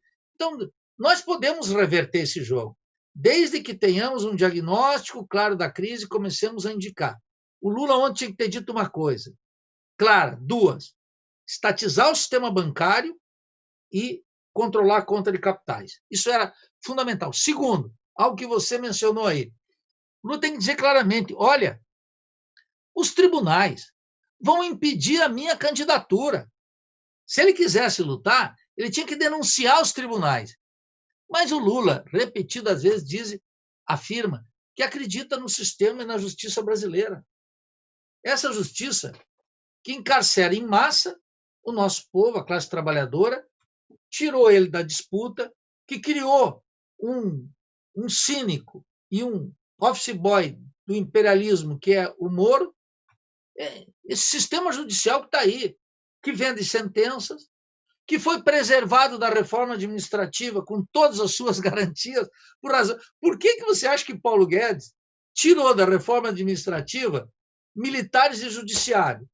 Ora, meu Deus do céu, tem algo mais claro. Como é que um político aqui acredita no sistema de justiça brasileira nessas circunstâncias? A cúpula militar descolada do povo e o judiciário descolado do povo. Vão ser nossos algozes. Está claro. Então, eu acho que a gente não tem que vacilar nas coisas mais elementares que estão entre nós, né? Eu acho que é isso. E um político hoje tem que ter clareza disso. E o discurso ontem do Lula, como o discurso do Evo Morales, e os Twitter e as postagens dele no Facebook, etc., e do Rafael Correa, é simplesmente uma reprodução da impotência do liberalismo de esquerda. O Evo Morales diz que não concorda, mas vai aceitar a decisão judicial. Qual? De juízes pressionados o tempo inteiro por um governo de fato que corrompeu, provavelmente, ou ameaçou, e os juízes sem independência nenhuma. Essas são as novas condições em que a política está rolando entre nós, Ron. É assim agora. O ambiente é esse. Por isso que você diz, claro, não tem como voltar a 2010. O útero da mamãe acabou. Nós já viemos ao mundo. Não tem um caso na humanidade que o filhinho voltou para o útero da mamãe. Não tem. Ainda bem que não tem, né? Porque seria o cultivo permanente do infantilismo. Ora, nós nos transformamos sujeitos da história. Eu acho que essa é a nova condição e agora está na hora de separar os homens de los niños, dizer claramente quais são as bandeiras que nós defendemos e quais as que nós não defendemos. Eu acho que isso é uma operação bem básica na política, né, Rom? Com certeza. Ô, Nildo, eu queria perguntar a você, eu acho que eu já sei a resposta, mas se você considera válida a premissa que a gente vem trabalhando aqui, da navalha expressa, mas mais especificamente da lâmina mais trabalhada na atualidade, que é essa de falar de Banestado, e aí uma atualização disso da lista integral da Odebrecht, né? Então a gente pressionou publicamente, vimos pressionando a comunidade nas redes sociais, usando os mecanismos limitados, mas às vezes eficazes, das redes sociais, em sua maior parte estadunidenses, para expor. A gente não tem condição, Nildo, de pautar a ação dessas pessoas, de quem quer que seja. Mas, pelo menos, a gente quer deixar claro para quem nos acompanha, esse número é cada vez maior, inclusive nas bases dos partidos, né, e acirrando, agudizando as contradições internas e as cobranças, a gente quer mostrar, ou pelo menos esvaziar os álibis que as lideranças vêm usando para a inação. Então, quando a gente mostra algo que pode confrontar claramente o imperialismo, expor, inclusive, aquilo que vem sendo instrumentalizado para direcionar em alguma medida a ação da classe dominante brasileira e da classe dirigente da burocracia estatal, você citava ainda agora a juristocracia, os generais, né, e órgãos de controle, aquilo que a gente chamou aqui de dossiecracia transnacional, chamou e mostramos os vínculos do Dario Messer com a inteligência israelense, com o Deep State, com o irmão dele, né, muito bem representado pelo irmão dele, que é simplesmente o arrecadador nos Estados Unidos, o principal fonte de renda do Benjamin Netanyahu. Né, e a gente mostrou que em tudo é simétrico aquela teia de compromisso sexual do Jeffrey Epstein. Ninguém fala sobre isso, ninguém fala sobre Dario Messer. Né? Eu fiquei impressionado, na semana passada e retrasada, o Reinaldo Azevedo, que não é ninguém que pode ser acusado de ser revolucionário, comunista, leninista, nada disso. Ele é um liberal de direita, conservador, mas ele ousa mais em chamar a atenção para a vista grossa que o judiciário fez e faz ao Dario Messer do que todo mundo no sistema partidário. E não é só do PT, é do PT, do PDT, do PSOL, PCdoB. Né? E nós aqui vimos fazendo a pressão para ver, por isso que foi importante. Né? Por mais que a gente não nutra nenhuma ilusão com relação ao sucesso do pedido do deputado Glauber Braga para a abertura dos documentos da CPMI, ele foi importante, primeiramente para mostrar, bom, não foi subscrito por ninguém da bancada do próprio Glauber Braga, nenhum outro deputado do PSOL subscreveu, nem sequer a namorada dele, a Samia Bonfim, entendeu por bem, subscrever o requerimento. Ninguém dos outros partidos, e Nildo, a gente faz pressão nas redes sociais e também fora do ar, então eu falei em conversa com o Elias Jabbour, ele se comprometeu, eu falei, olha, na próxima reunião aí do Comitê Central do PCdoB, por favor, você não tem obrigação de resultado, mas pelo menos obrigação de meio de levar essa sugestão de que a bancada do PCdoB subscreva, apoie, faça uma articulação, cadê a live para outras articulações menos importantes, o pessoal tenta aglutinar, chamar apoio. Cadê para esse pedido? Né? Não, aí não pode, né? O pessoal não pode. Então, mesma coisa, aqui a gente na sequência vamos receber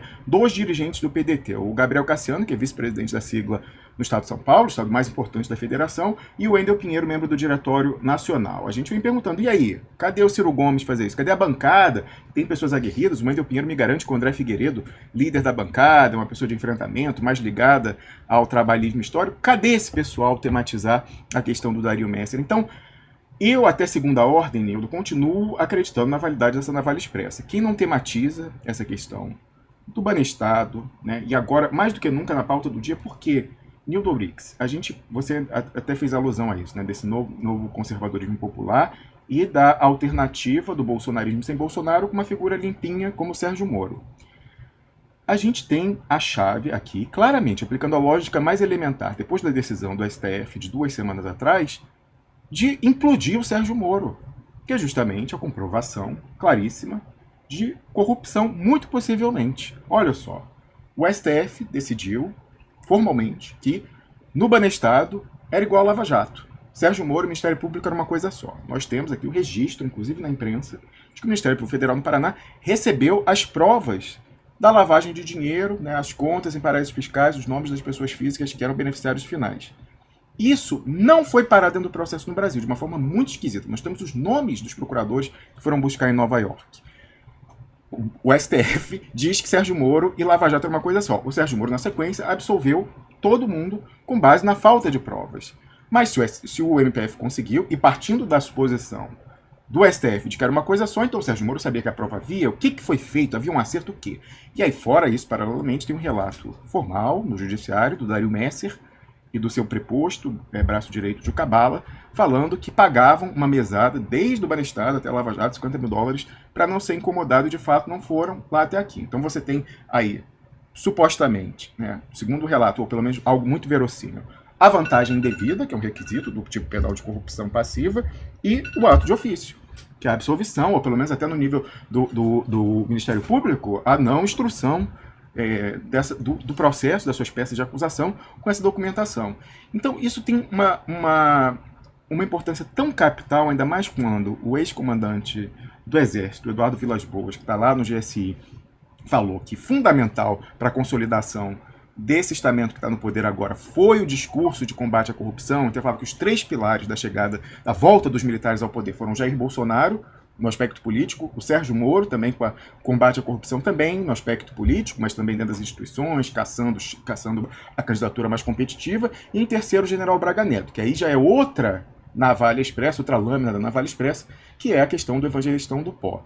Né? Então, o pessoal não ousa falar disso. A gente vem aqui, eu vejo, né, as pessoas que participam do programa, você próprio, que é um dirigente do PSOL, colocando isso, e a única pessoa que até aqui se sensibilizou com a pressão feita e a cobrança nas redes sociais, menos a cobrança, né? A cobrança é algo que todo mundo deveria apreciar. A cobrança feita nas redes sociais foi o Glauber Braga, não foi subscrito sequer pelo restante da bancada, pela direção partidária e tal.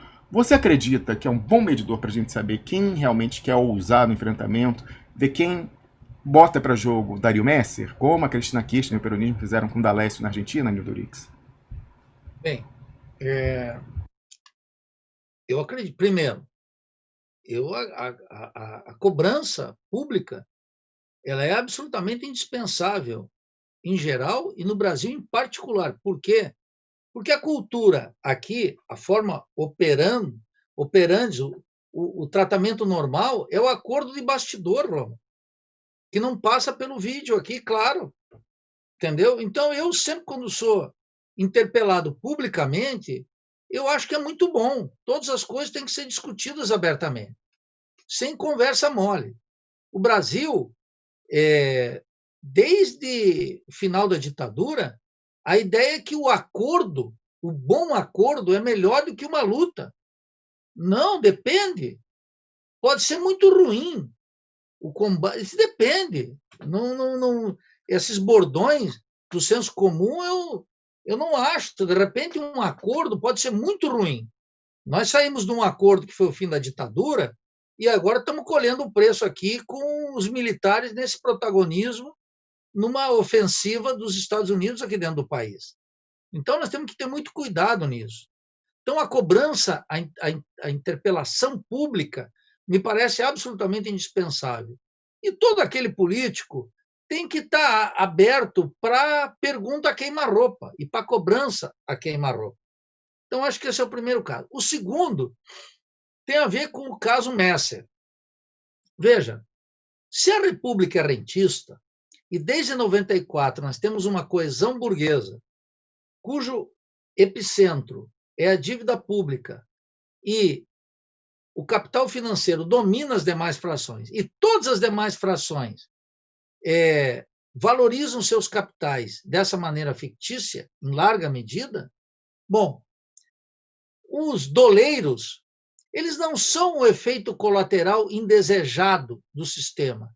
Eles são a própria necessidade do sistema.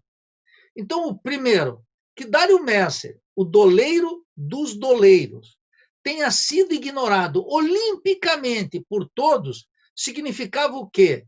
Que os políticos famosos queriam um bom acordo com os banqueiros. Esse é o ponto.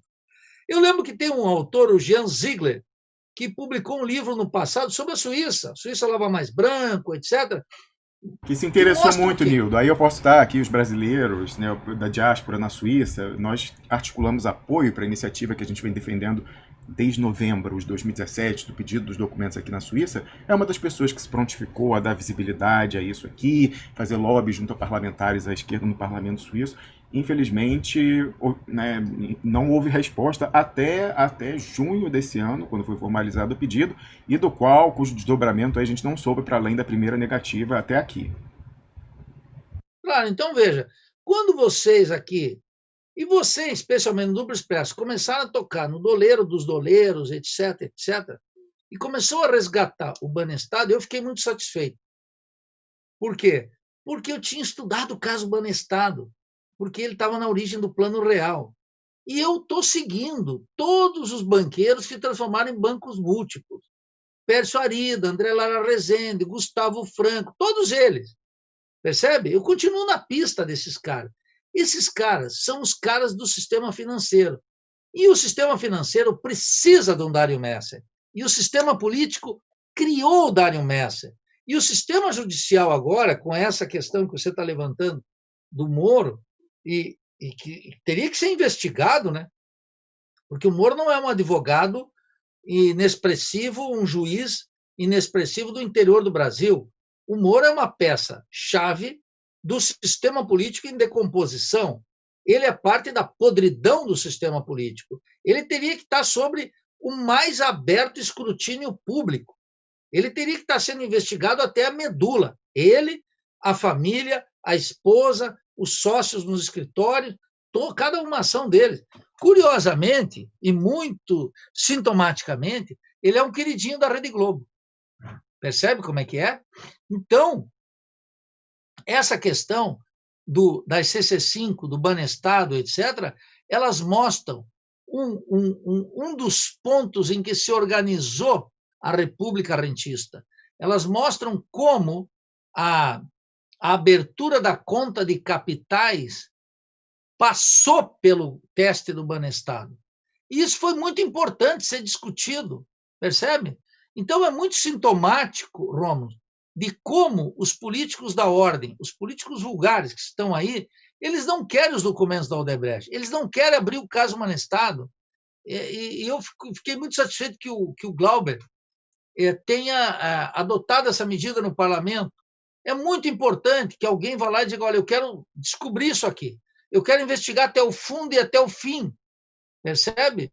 Eu acho que essa que é a questão essencial. Chega de conversa fiada, agora nós temos que partir para os fatos e para o ato da consequência política para aquilo que a gente diz que são nossas crenças.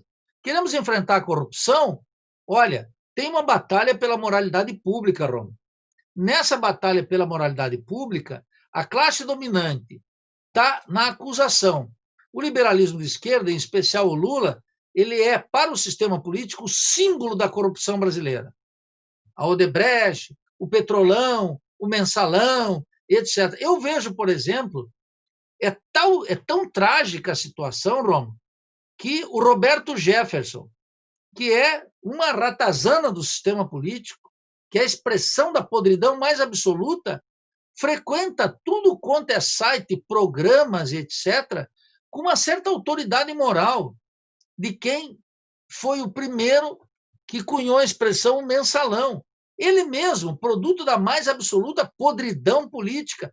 Como é que esse sujeito goza disso? Sabe por quê? Porque o Lula não queria pegar os documentos da Odebrecht, porque o Lula não enfrentou ninguém no discurso de ontem, porque o PT tem o rabo preso em 1 milhão de coisas e não quer ir para frente. Percebe? Essa tolerância com o intolerável, ela que leva ao buraco, percebe? Leva ao buraco. Então, leva ao buraco por quê? Porque deixa a bandeira da moralidade pública contra a corrupção na mão da direita. Se todo o liberalismo de esquerda dissesse, bom, Dário Messer foi preso, está fazendo uma delação. Ontem era a hora de o Lula, que vai falar para muita gente, supostamente aqui tem Expresso Nacional, diz o Lula, fala com o povo, ele dizer, o que aconteceu com essa delação? Cadê a delação do Palocci completa? Cadê a delação do Eduardo Cunha? Cadê as delações? Por que isso não vai para frente? Por que a do Dário Messer não aparece nos seus detalhes? Tem um conjunto de evidências que o liberalismo de esquerda tinha que trabalhar, mostrando claramente como é que isso aí é uma corrupção gigantesca. Mas o Lula não quer mudar o sistema. O Lula quer se reconstruir dentro do sistema.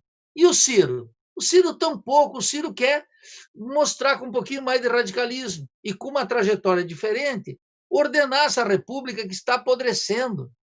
Então, o caso Banestado, ele está sendo lentamente adotado, Rômulo, muito lentamente, porque isso, como a gente sabe, né, tem crimes que não prescrevem, e tem crimes que não prescrevem jamais, mesmo que tivesse alguma lei, porque os personagens, Rômulo, estão todos aqui, vivos e se exibindo, e alguns deles com posições, como Rodrigo Maia. Rodrigo Maia é o vice-presidente da Comissão Parlamentar Mista de Inquérito, e é o atual. Por que tu acha que ele é um refém dos banqueiros? Porque ele já ficou refém dos banqueiros lá atrás. O pessoal diz que o Maia é o cara do sistema bancário e das finanças, porque já era lá atrás. Então, já era lá atrás quando se foi investigar isso. Então, todos os personagens... O Rodrigo Maia lá era um novinho, agora ele já está ficando um pouco mais coroa, mas com a mesma astúcia dos gangsters, desses banqueiros e gangsters das finanças. Alguns enriquecendo imensamente, outros se reproduzindo como políticos vulgares e o povo afundando na miséria, na mais absoluta miséria material e na miséria de um horizonte político. Quando eu olho para frente, quando eu digo que nós temos que atualizar o programa da Revolução Brasileira e pensar um novo radicalismo político, eu estou tentando dar uma alternativa política. Agora, eu fico pensando por dentro do discurso do Lula ou do Ciro. Quero dizer do Ciro, ambos. E eu olho assim com a maior generosidade possível, dizendo, seria possível caminhar por aqui? Não é possível. Estava aqui o meu amigo Requião. Ninguém foi mais fiel com lucidez, né? Tem aquele fiel ao Lula com lucidez e tem aquele que não tem lucidez. O Requião foi um cara que deu batalhas no Senado gigantescas e arriscou, inclusive, a não se reeleger. Ele contou aqui como é que é. Veja, o Requião está dizendo, olha, não é por aí que está indo. Frente soberana, qual é o programa? Dá para ter soberania com os bancos mandando? Não. Dá para ter soberania com remessa de lucros permanente? Não. Dá para ter soberania com internacionalização das terras? Não. Dá para ter soberania sem um grande programa de ciência e tecnologia? Não. Dá para ter soberania com a educação destruída, desde a época de Cardoso, com Lula, com Dilma. A educação no Brasil é uma calamidade, Rômulo. É uma vergonha. Sabe quem diz isso? Esses ministros que são inqualificáveis, como o Vélez Rodrigues, ou como é o outro que foi lá para o Banco Mundial, como é o nome daquele imbecil? Weintraub. O Weintraub, quer dizer, e agora esse aí que eu nem sei o nome. Eu nem sei o nome, porque ele está na mais absoluta obscuridade. Cortaram o orçamento das universidades. Os reitores estão indignados? Não estão. Quer dizer, a educação brasileira está numa degradação completa desde sempre. Ninguém enfrentou esses problemas. Então, nós estamos na hora de parar de conversa fiada, meus queridos expressionautas. Nós temos que colocar um horizonte político. O nosso povo não vai pensar que o nosso povo come essa lenga-lenga que está aí. O povo, na ampla maioria dele, votou pelo Bolsonaro porque supunha que o Bolsonaro era contra o sistema. E o Bolsonaro teve 2 moléculas de astúcia e de safadeza para se apresentar como o antissistêmico. Sabe por quê? Porque no outro lado estava o liberalzinho Haddad pagando uma de responsável para o latifúndio, para as multinacionais, para a Embaixada de Washington, para os banqueiros, para os comerciantes, para a Globo. Eu vi uma declaração do Haddad dizendo o seguinte, olha, eu não entendo como é que eu, discutindo educação, ainda não fui consultado pela Globo. Essa gente beija as botas dos seus algozes. Beijam a bota. É gente sem estatura. Eu não quero saber o que a Globo pensa de mim e o que a CNN, se me convida ou não. Nós estamos aqui para liquidar com essa gente, para colocar um limite. Nós não vem aqui com um beijamão. Ai, que bom, fui convidado para um programa do Roda Viva. Ai, que bom, sair numa entrevista da CNN ao lado de um liberal. Isso é um jogo que está apodrecido, esse é o jogo que nos escraviza. Esse não é o jogo que nos interessa. Esse é o jogo que nos mata. Então nós vamos ter que ter um radicalismo distinto, que diga para o povo, não o que o povo quer ouvir, o que ele gostaria, o que ele precisa. E o povo tem sabedoria historicamente da América Latina. O povo, quando encontrou aquele que diz o que é necessário dizer, o povo não entra em aventura. Não entra em aventura, isso é preciso ter claro. O povo enxerga o que está em questão. O povo tem lucidez. Tem lucidez porque ele tem o que perder. Ele é muito vulnerável. Mas isso não quer dizer que ele é prostrado. Isso quer dizer que, se fosse assim, nós não teríamos a Revolução Cubana, não teríamos a Revolução Nicaragüense, não teríamos a Revolução Brasileira, que foi interrompida em 64 com o golpe cívico-militar. Não teríamos a Revolução Bolivariana, não teríamos a Revolução Mexicana, não teríamos o governo de Salvador Allende, não teríamos as grandes rebeliões na América Latina. O povo assume uma perspectiva revolucionária, desde que crível, desde que não seja aventura, desde que não seja uma simulação. E o tempo de Bolsonaro também vai acabar, depende do que a gente fizer. Tem gente que está dizendo aí, não, o Bolsonaro vai acabar. Não pense que Bolsonaro vai acabar, ele veio para ficar. Ele veio para ficar. Tal e pode ser uma hegemonia conservadora de 10, 15 anos, pode queimar 2, 3 gerações. Depende se a esquerda romper com o liberalismo de esquerda e apresentar uma alternativa revolucionária. Uma alternativa revolucionária de 2 ou 3. Eu tenho clareza, Rom. Quando eu digo aqui, digo com a maior responsabilidade. Digo que eu defendo um novo radicalismo político, que é o único que pode tirar o Brasil. Agora, esse radicalismo político não é feito com 2 professorinhos e 4 intelectuais. Não, e nem com 25 youtubers. É feito com as massas, com milhões. E essas massas estão grávidas, estão esperando uma alternativa. Ela não... A nota dominante da política brasileira, Rom, é a apatia política. Não! Sabe por que é apatia política? Porque a grande maioria do povo não acredita no discurso que está aí. Ela já está se desiludindo com o Bolsonaro. Só que o Bolsonaro continua simulando a luta contra o sistema. E o Bolsonaro, vou te dizer o que ele quer. Ele quer o Lula de adversário. Não o Lula que vai ser candidato. Ele quer o Lula aí.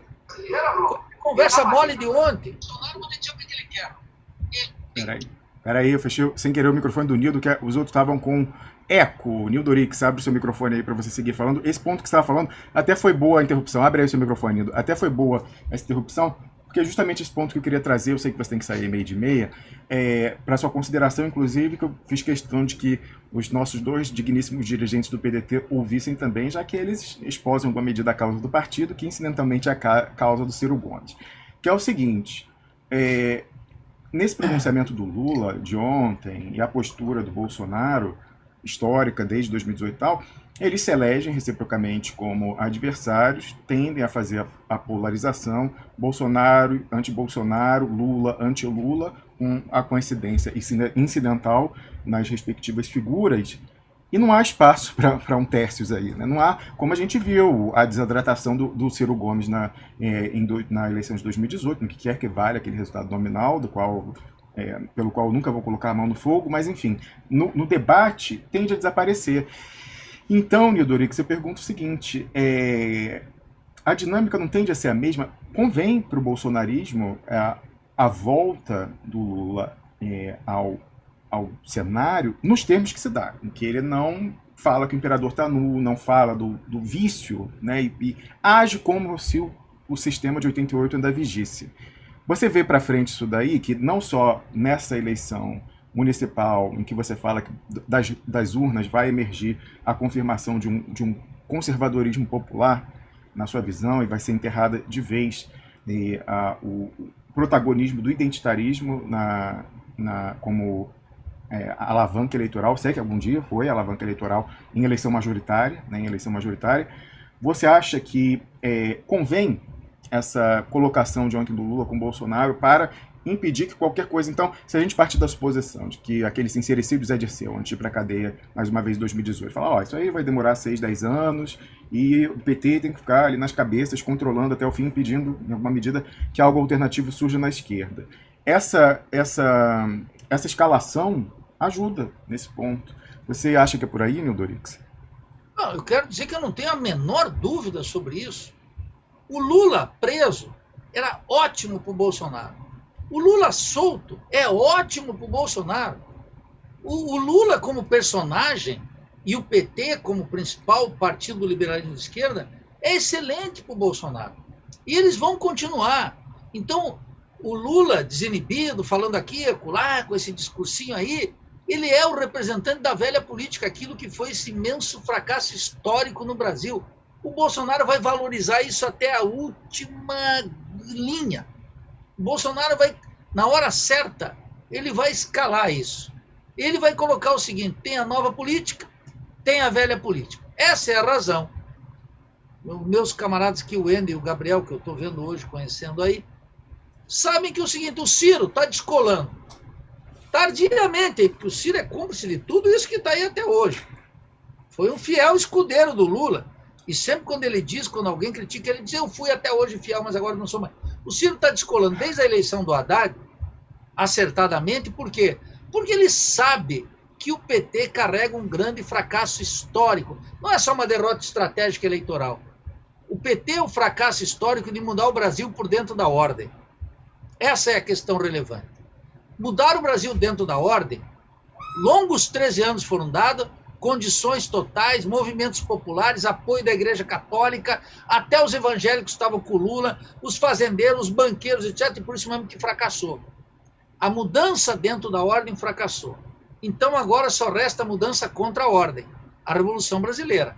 O Bolsonaro vai estabelecer o Lula como representante da velha política e vai continuar batendo nessa tecla e vencerá.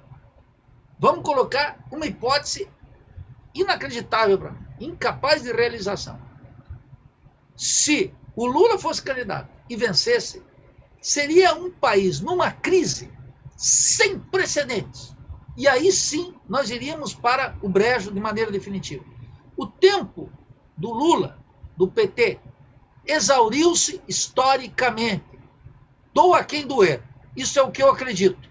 Essa é a razão pela qual o Ciro, tardiamente, o Ciro ajudou a construir essa tragédia. Ajudou a construir essa tragédia. E está lá no Ceará, ainda irmanados, então assim, eles estão tentando descolar disso. Mas não é fácil, né? Porque com Mangabeira Unger, de assessor, isso aí não. Eu lamento a posição do Wendel e do Gabriel. Estão derrotados dentro do PDT. Digo claro. E digo com respeito aqui, admiração. A crítica entre nós tem que ser aberta. Então, veja, Rômulo, estou dizendo há mais tempo, digo aqui para você agora, é absolutamente conveniente para o Bolsonaro, para o protofascista e para as forças de direita que o Lula reapareça. E reapareça na forma rasa com que reapareceu. Sem convocar o povo, sem falar do programa e, sobretudo, colocando o pacto na forma russoniana de contrato social. Eu não posso terminar aqui, Romulo, concordando contigo, sem chamar a atenção do Expressionauta para essa grande greve dos Correios, dos trabalhadores dos Correios, que tiveram todos os seus direitos assinados no último acordo salarial, de 75 cláusulas, 70 desrespeitadas, que o levou à greve. Então, os Correios que me trazem os livros aqui que eu compro, esses camaradas, essa empresa que está sendo degradada por esse protofascista, por essa canalha que se encontra no governo. A minha solidariedade e que os expressionautas acompanhem essa greve, apoiem essa greve e observem como os trabalhadores, mesmo nas circunstâncias mais terríveis, não entregam os pontos. Então, meu caro Rômulo, foi um prazer estar aqui. Na terça-feira estarei aqui ao pé do canhão novamente. Um grande abraço para você, para o Gabriel, para o Wendel e para todos os expressionautas. O prazer foi todo nosso, Nildo. Eu vou pedir um último comentário para você ver se você concorda com a minha interpretação ou não. O Lula, na sua fala ontem, disse o seguinte: eu não vou aceitar acordo por cima. Que é essa dúvida. Um acordo por cima, não, o povo tem que estar na equação. O povo está na equação ou não, partindo da suposição de que realmente isso daí é um deal breaker, isso aí, se não botou o povo, a gente não fecha acordo, que é uma questão de mérito, não impede um acordo por cima. Às vezes tem um acordo por cima que contempla algumas migalhas, algumas coisas para baixo, até a gente ver, né, os programas assistencialistas durante o próprio governo Lula. Mas essa história, assim, eu acho que, se a gente olhar a orientação que é dada à base do PT via Brasil 247, que dá pra gente ver, que essa história é o seguinte: não, todas as nossas... Eu vi o editor falar isso claramente, e contrapondo justamente no discurso, numa fala lá no programa, falando assim: não tem que falar de Banestado, de listador da Brecht. Agora as fichas estão todas no recurso do habeas corpus do Lula para declarar a suspeição do Moro, que vai reabilitar o Lula para a política, como defende o grupo Prerrogativas, que é lá o que reúne os advogados e tal, e não sei o quê. Claramente, quando ele faz essa contraposição e coloca isso daí, isso é um acordo por cima. A gente não está vendo as ruas tomadas por apoiadores do Lula exigindo do STF que julgue o Moro suspeito e reabilite o Lula para a política. Então, mesmo que fosse para colocar, né, o pobre no orçamento, para contemplar materialmente os desfavorecidos, não deixa de ser um acordo por cima. Então, você identifica essa contradição também? O acordo, sem ser por cima, você tem que mudar a correlação de forças. Ou mudando a correlação de força visível, social, com movimentos grevistas, com o povo na rua, etc. e tal, ou então no jogo mesmo de bastidores, como fez o peronismo com toda a inteligência. Você falava aí, poxa, ninguém investigou a mulher do Moro, ex-sócios e tal. Nildo, o peronismo fez isso. Além do juiz Ramos Padilla, que fez a Lava Jato da Lava Jato, contra o Sérgio Moro da Argentina, o Bonadio, o Deltan Dallagnol da Argentina, que era o Stornelli, eles contrataram um detetive privado aí desse de filme Noir D, que foi seguindo as testemunhas que iam depor contra a Cristina Kirchner no processo, aí viram que o sujeito era levado no carro da Embaixada Argentina, em Buenos Aires. Olha que você pegar a placa lá e mostrar que o sujeito que vai depor contra... Mas ninguém no PT pensou em fazer uma inteligência de coisas muito fáceis. Vai no Registro Geral de Imóveis, vê aí a Capitania dos Portos, Junta Comercial, levantar a evolução patrimonial de procuradores e parentes, o pessoal lá da Panelinha de Curitiba e parentes e tal. Foi uma coisa que, por exemplo, eu que fiz auditoria a minha vida inteira, passei por um quadro que saiu candidata do PT em 2016, lá atrás, enfim, depois eu até concluí que a sujeita, não sei se é uma infiltrada objetiva, mas pelo menos subjetiva é. Não, quer dizer, não sei se é subjetiva, mas pelo menos objetiva é. Então você enxerga essa contradição, Nildo, que por mais que no discurso, eu não aceite o discurso por cima, pode ser, comprando pelo Voz de Fossa, que não seja o acerto por cima, que não contemple alguma coisa para baixo. Aí a gente não sabe se há sinceridade aí não. Agora, de qualquer forma, quem fala que a solução é colocar todas as fichas, aqui eu estou citando textualmente o editor do Brasil 247, todas as fichas no julgamento, numa turma do STF, do qual caberá recurso para o pleno do STF, que a gente sabe o que é, não mudou sua composição, não é apostar tudo no acordo por cima. Aí eu estou falando do meio e não da finalidade, independentemente, Nildo Orix, para concluir. Olha só, tem uma diferença entre você, Ramos, o Ciro e o Lula. Sabe qual é? É que você tem que fazer uma pesquisa louca aí no tribunal, investigar, sair atrás, trabalhar 3 anos. O Ciro e o Lula, tudo isso aí chegou há muito tempo nas mãos. Eles têm tudo isso há muito tempo. Tu acha que um cara como o Ciro e como o Lula, que tem gente em tudo quanto é ministério, gente que apoia, técnicos altamente qualificados, jornalista antenado, briga de Supremo, juízes, eles recebem informação cotidiana do Brasil inteiro. Eu e você que temos que fazer pesquisa, Ron. Tu tem que ficar aí gastando teu tempo, quase se matando, para conseguir uma informação aqui, outra acolá. E o Glauber vai lá e pede alguma coisa. Pro Ciro e pro Lula? O Lula, então. O Lula teve longos 13 anos em Brasília. 8 dele mais os da Dilma. Ele sabe as entranhas do sistema. As entranhas, ele sabe quem está comprometido e quem não está. Os ministros dele autorizavam operações ou negavam operações. Eles tinham segredos do Banco Central. Essa gente vai querer me enganar. Eu que tenho que fazer pesquisa para saber os crimes financeiros. Você que tem que fazer. Eles não. Eles podem liquidar com isso. Para não ter acordo por cima, Ron, precisa uma coisa. Os políticos precisam queimar barcos. Queimar barcos. Dizer, até aqui não vou. Até aqui vou. Até lá não vou.